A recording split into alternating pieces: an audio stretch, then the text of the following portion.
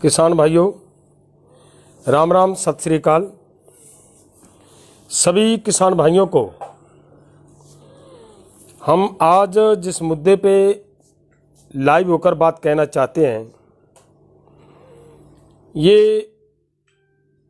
हमारा जो पिछले दिन ही सरकार ने पेट्रोल और डीजल की कीमतें कम की हैं और उसमें ये कहा गया है कि केंद्र सरकार की ओर से देश के किसानों को, देश के लोगों को, देश को एक तोहफा दिया गया दिवाली के मौके पे, ये कहा जा रहा है। लेकिन भाइयों, अगर इसको पूरा ध्यान से देखा जाएगा तो इसके पीछे की कहानी और है।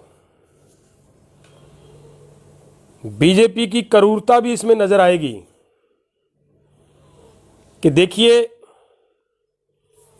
पेट्रोल और डीजल की कीमतों में की गया कमी, 10 रुपये डीजल में कमी की गई और 5 रुपये पेट्रोल की कीमत में कमी की गई। और इसकी वजह क्या है? पिछले दिनी जो चुनाव हुए हैं, उपचुनाव हुए हैं पूरे देश के अलग अलग राज्यों में, उन चुनाव में जो जिस तरह का नतीजा आया, बीजेपी को लोगों ने जिस तरीके से धूल चटाई, इस आंदोलन का असर पूरी तरह पूरे देश में अलग अलग राज्यों में देखने के बाद जब बीजेपी को ये लगा कि उनका आगे जो 5 राज्यों में और इलेक्शन होने वाली है, वहां पे उनका फ्यूचर जो है वो खतरे में नजर आने के बाद उन्होंने ये जो रेट कम किया है, ये ऊंट से छाननी उतारने के बराबर काम किया है। अगर इसे ध्यान से देखें, 2014 में जब सरकार बीजेपी की सत्ता में आई, बीजेपी, अगर उसका और आज का पूरा मूल्यांकन किया जाए तो उस समय 55 से 56 रुपया प्रति लीटर डीजल का रेट था, भाव था। और दूसरी तरफ कौमांतरी मार्केट में 115 से लेकर 130-35 डॉलर प्रति बैरल भाव रहा कच्चे तेल का। और उसके बाद बीजेपी के सत्ता में आने के बाद लगातार कौमांतरी मार्केट में डीजल की कीमतें, कच्चे तेल की कीमतें गिरती गईं। और आज का अगर हिसाब किताब देखा जाए, कच्चे तेल की कीमत बहुत नीचे आ चुकी है, केवल 25-30 डॉलर प्रति बैरल पर आ चुकी है। और उस समय हमारी इस सरकार की ओर से डीजल के रेट को बढ़ाते बढ़ाते 102, 103, 105 अलग अलग राज्यों के हिसाब से वहां तक इन्होंने पहुंचा दिया। लगभग 45 रुपए प्रति लीटर डीजल का रेट बढ़ाने के बाद उसमें से 10 रुपए कम कर दिए, ताकि लोगों को यह पता लगे, जैसे आज बहुत बड़ी अफवाहें फैलाई जा रही है, बहुत बड़ी बड़ी बातें कही जा रही है कि बीजेपी ने बहुत बड़ा काम कर दिया, केंद्र सरकार ने बहुत बड़ा काम कर दिया। इसीलिए ये किया और लोगों को लुभाने के लिए, ताकि लोग आने वाली चुनाव में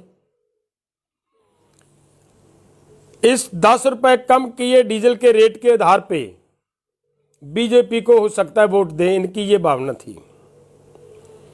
लेकिन भाइयों, इसका दूसरी तरफ अगर ध्यान से देखोगे कि एक इस आंदोलन की वजह से, बीजेपी का नीचे गया हुआ गिराफ की वजह से, जब बीजेपी को अलग अलग राज्यों में धूल चटनी पड़ी तो आज ये रेट कम किया है। इसका मतलब ये है कि इस आंदोलन की ताकत को बीजेपी महसूस करने लगी है, बीजेपी को एहसास होने लगा है कि इस आंदोलन में जो ताकत है पता चलने लगा आज बीजेपी को। सो इसके लिए हमारा निवेदन है पूरे देश के किसानों को, मजदूरों को, दुकानदारों को, सभी भाइयों को, अगर सरकार की अकल टिकाने लाने के लिए हम और ताकतवर होकर इस आंदोलन को और मजबूती से लड़ने का काम करें, तो मैं वायदे से कह सकता हूं कि सरकार ने जो ये गलत तरीके से तीनों कानून लाई और आज प्रधानमंत्री जी बार बार ये कह रहे हैं एमएसपी था, एमएसपी है और एमएसपी रहेगा, और देश के किसानों को लूटा जा रहा है।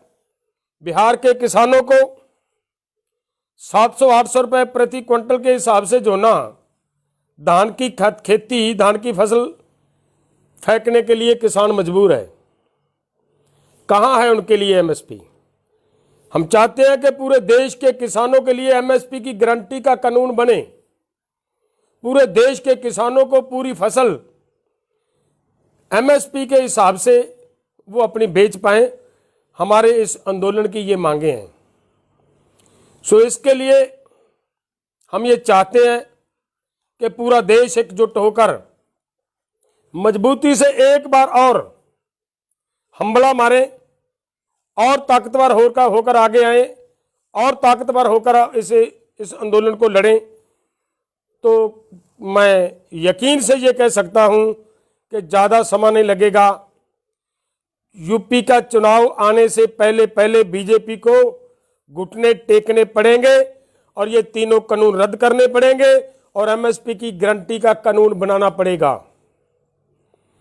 और ये जो हमारी मैडम निर्मला सीतारमण ये कहती है कि किसान अभी तक ठीक ढंग से बता नहीं पाए कि कानूनों में क्या कमी है। मैडम जी 11 बैठकें हो चुकी है सरकार के साथ, वहां से उनके मिनट्स निकलवा लें, वीडियोग्राफी हुई है वो निकाल लें। आपको क्लॉज वाइज किसानों ने बताया है कि इन कानूनों में क्या कमी है। सबसे बड़ी कमी मैं फिर से बताता हूं आपको कि केंद्र सरकार को यह कानून बनाने का अधिकार ही नहीं दिया संविधान ने। एग्रीकल्चर और मार्केटिंग ये दोनों स्टेट सब्जेक्ट हैं, इस पे सेंट्रल गवर्नमेंट कानून नहीं बना सकती। और आपकी सरकार ने संविधान के इस कानून का उल्लंघन करते हुए ये जबरदस्ती और लोगों की जमीन कारपोरेट लोगों को परोसने के लिए ये गलत ढंग से ये कानून बनाया, ये इसमें सबसे बड़ी कमी है। दूसरी बात भाइयों मैं ये कहना चाहता हूं, लगातार लंबे समय से ये कहा जा रहा है कि देश का किसान पराली जलाता है और उसकी वजह से पॉल्यूशन होता है। और अभी अभी की जो रिपोर्टें आई हैं दिल्ली की, जिस दिन दिवाली का त्यौहार मनाया उसके अगले दिन पॉल्यूशन का लेवल शिखर पे था, अप लेवल पे था।